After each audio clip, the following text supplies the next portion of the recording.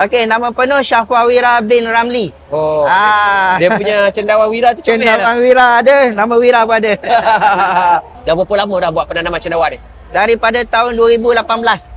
Lama juga. Ya, betul. Mula-mula start daripada 1000 bongkah dan hari ni kita mencapai hampir lebih dekat 100,000 bongkah. Dan saya nak tanya sikit lah, bantuan daripada Puskop dan juga InScan ni dari segi macam mana? Tuan cakap tadi ada peserta yang dapat bongkah juga kan? Okey, daripada InScan kita dapat peruntukan dana kepada peserta kita SDSI di Pekan seramai 5 orang peserta dan setiap peserta mendapat 5,000 bongkah.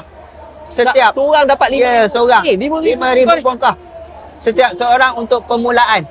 Oh. Kami ucap terima kasih kepada InScan membantu kepada peserta-peserta SDSI di Pekan. Okay, kalau ikutkan bahan-bahan untuk bongkah dia sebenarnya apa? Okey. Untuk bahan-bahan dia dalam ni, kita ada habuk kayu getah, kita ada dedak padi, kita ada kapur, dolomite, campuran air sedikit, kita gaul-gaul, kita packing dia dalam ni, kita kukus dia, dah siap kukus, sejukkan dia, baru kita isi benih. Ini benih dia. Okey, benih dia. Okey, untuk step untuk isi benih mudah saja. Okey, dah relai, kita ambil bongkah yang dah siap.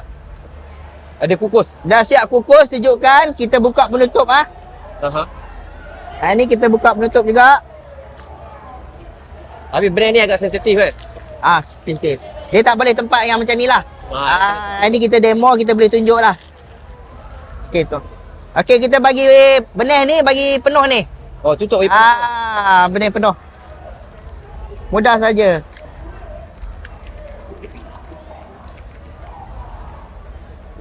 Okey, apabila dah penuh macam ni, kita akan buka balik sikit. Kita akan goyang sikit. Bagi dia masuk.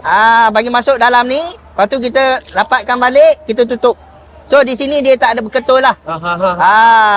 Dia masuk dalam. Masuk balik. Mana benih duduk tepi ni. Baik. So bila kita dah tutup ni, dia akan jadi seperti inilah. Ni. Ini yang kita dah suntik dalam 2 hari. 2 hari. Ini perniagaan sangat baik. Sebab apa? Kos dia agak rendah. Lepas tu penjagaan dia agak mudah kan? Permintaan dia tinggi, harga pun agak tinggi.